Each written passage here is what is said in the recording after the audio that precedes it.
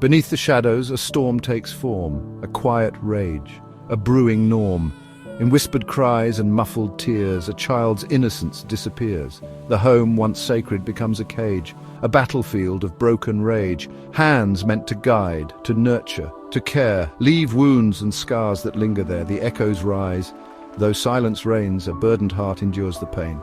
For trust betrayed and love defiled, a heavy weight for any child. In lands where faith and culture thrive, the soul is tested to survive. Stigma shrouds their anguished plea. Shame locks the door, hides the key. Yet light persists in the darkest night. A flame ignites the will to fight. For every soul that's torn and bruised, a chance remains to be renewed. Communities torn must heal and grow. Through courage found in truth they know. Through whispered prayers and open hands, hope rebuilds where sorrow stands. For justice calls with steady voice to lift the weak, restore their choice. Not all are lost, though wounds are deep. Through grace and love they start to leap. So teach the child the way to go.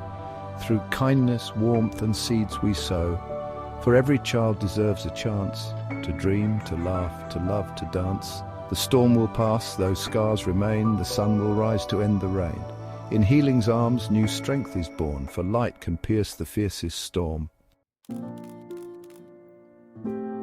Childhood sexual abuse affects 7.9% of men and 19.7% of women before age 18, varying by definition and region. Childhood sexual abuse statistics can vary significantly based on how studies define key terms like childhood and abuse. For example, some studies might set childhood as ending at age 12, while others extend it to age 18 or even 19. Definitions of abuse also vary. Some include any form of inappropriate exposure, even without physical contact, like exhibitionism or exposure to inappropriate materials, while others count only physical or genital contact, and some even include consensual contact if one person is a minor. Studies indicate that sexual abuse of children in Jamaica is a serious concern, with government agencies reporting thousands of cases annually. Like in other regions, definitions of abuse vary, therefore the statistics on prevalence rates can differ. In Jamaican society, where families often play central roles, abuse by family members, incest can be particularly damaging as it disrupts the very support structures intended for protection. Proverbs 22 verse 6 reminds parents to train up a child in the way he should go, emphasizing the responsibility of caretakers to protect and nurture children rather than harm them. Childhood sexual abuse can have serious psychological impacts, including post-traumatic stress disorder, PTSD, which may manifest as anxiety, flashbacks, and emotional distress. Additionally, it can raise the risk of developing mental health disorders, such as borderline personality disorder, which affects emotional regulation and interpersonal relationships. However, it's important to note that not all children who experience sexual abuse will show symptoms. In fact, about 1/3 may not exhibit any noticeable psychological issues. This variability highlights the complexity of how individuals respond to trauma and the challenges in establishing direct causal links between early abuse and later mental health outcomes. Factors such as support systems, coping mechanisms, and individual resilience can play significant roles in how a person processes and deals with their experiences. The psychological impact of childhood sexual abuse in Jamaica is profound, as victims may experience PTSD, depression, and anxiety. Due to limited access to mental health resources, many victims lack adequate support, leading to long-term psychological effects. Faith-based organizations often step in to provide counseling and community support, recognizing the Bible's call to bear one another's burdens, Galatians 6 verse 2. However, the stigma around mental health and the impact of abuse means that survivors often struggle to heal and reintegrate fully into society.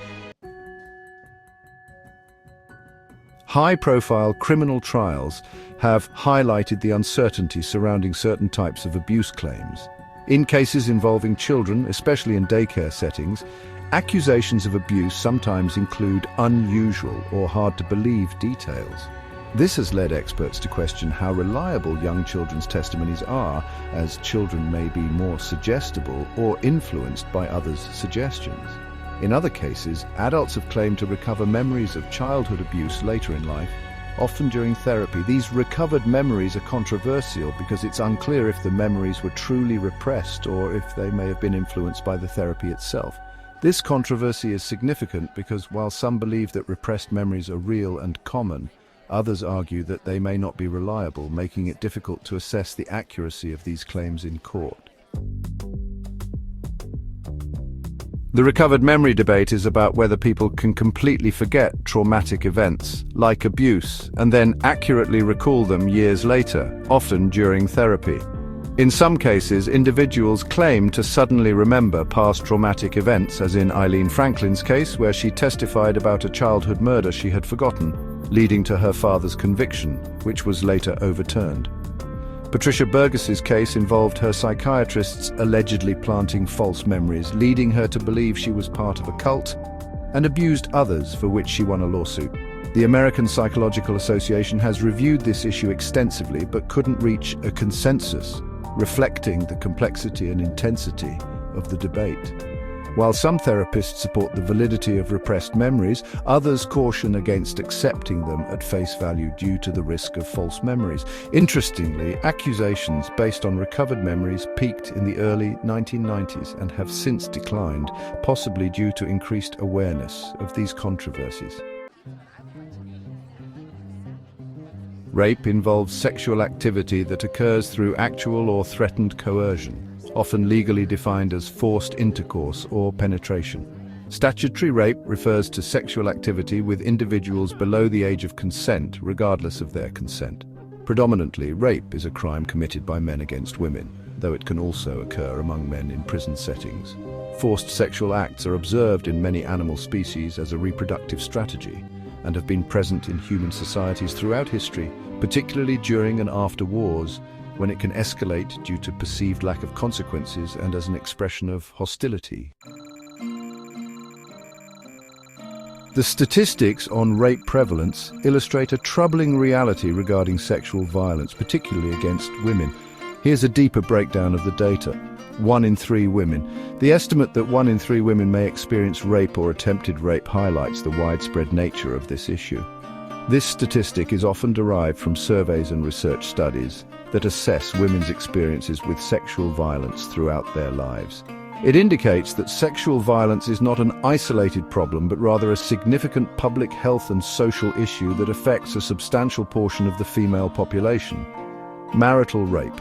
The statistic that 10 to 14% of married women experience marital rape underscores that sexual violence can occur within the context of intimate and committed relationships.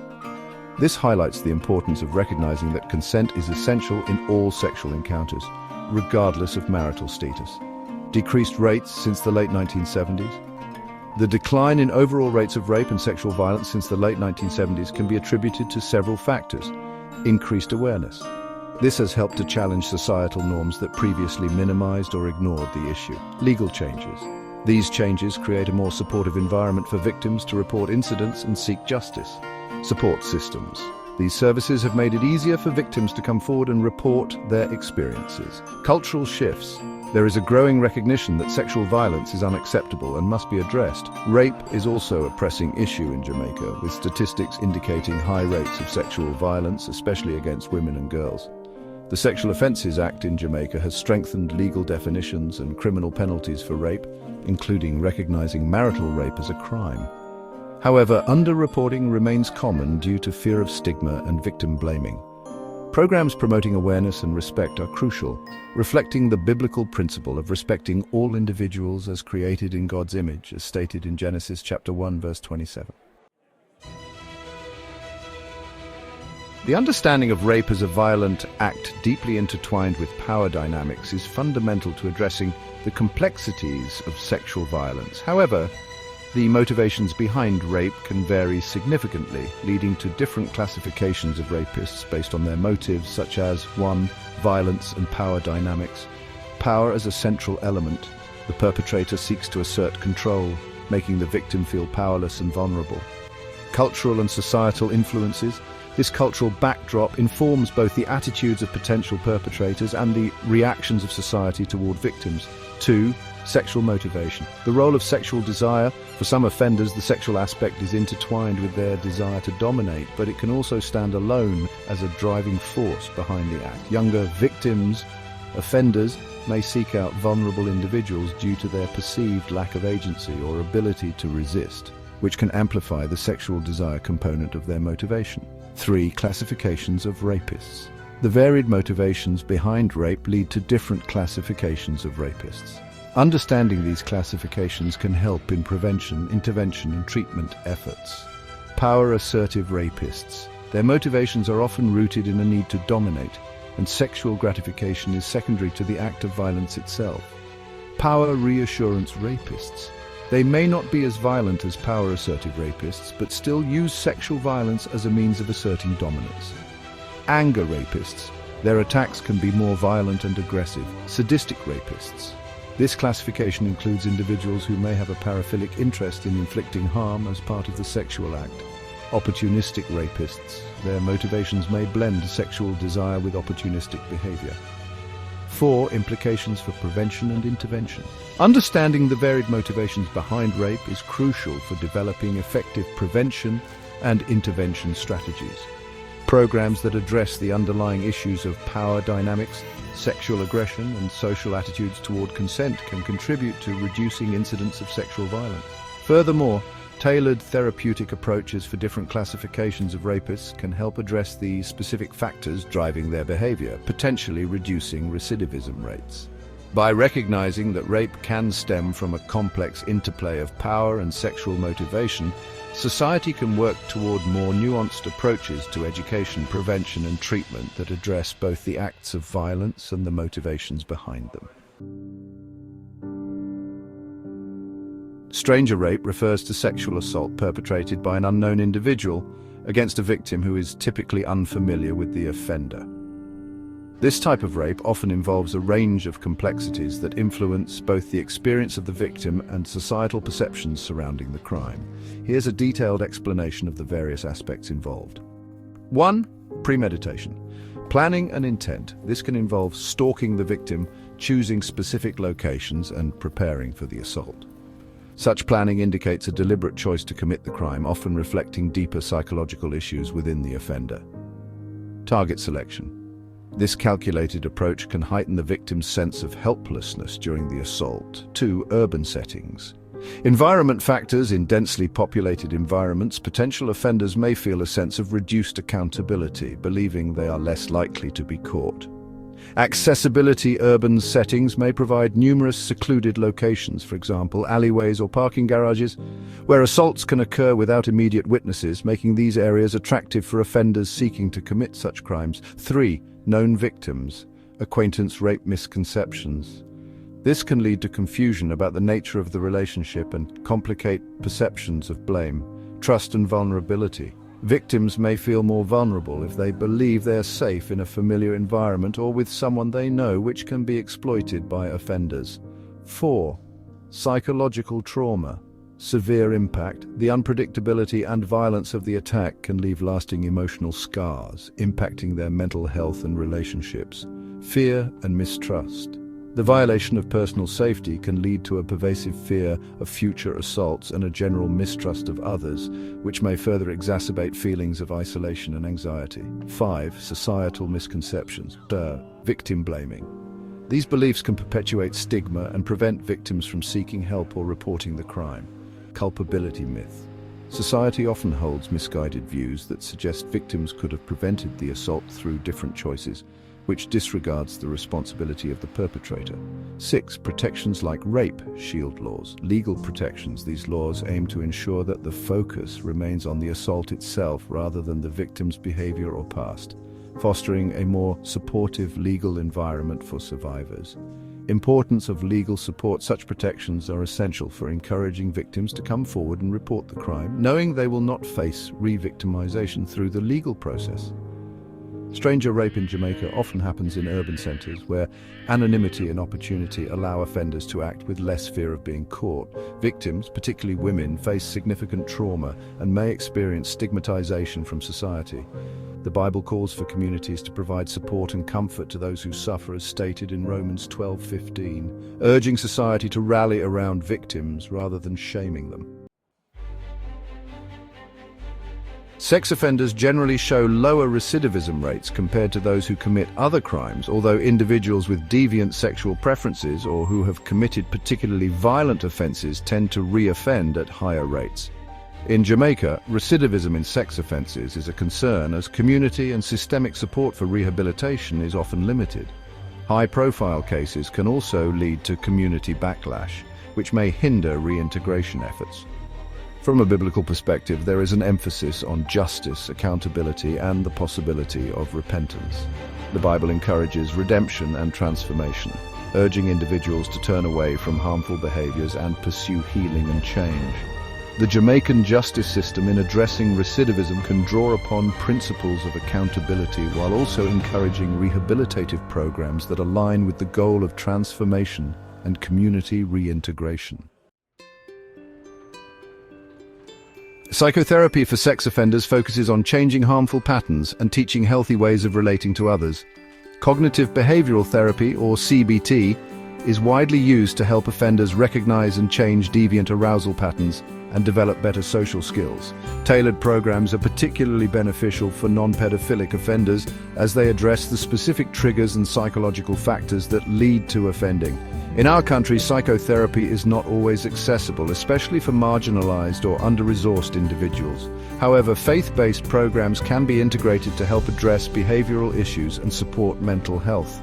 Many Christian organizations offer counseling programs aligned with biblical teachings, promoting values such as respect, empathy, and self-control.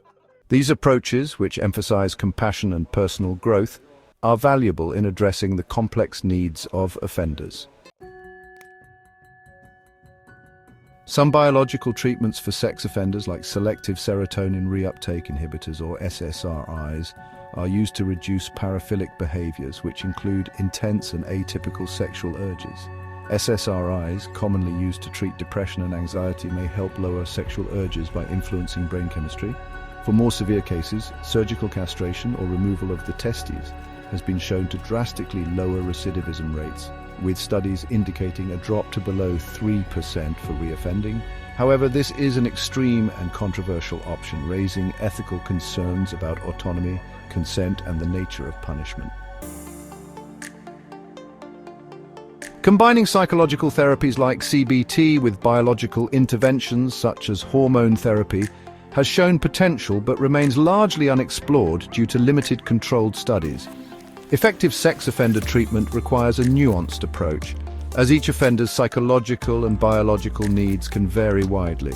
Developing combined treatments with strong evidence of effectiveness is crucial for providing comprehensive care. Jamaica, as a developing nation, has limited access to advanced treatment options like combined biological and psychological interventions. Efforts by local authorities and NGOs to integrate available mental health services into correctional systems are essential. Biblically, combining disciplines for healing aligns with the idea of offering holistic support, respecting the physical and mental aspects of a person. A focus on developing evidence-based treatments for offenders encourages a balanced approach that addresses the body, mind, and spirit in the pursuit of transformation and rehabilitation.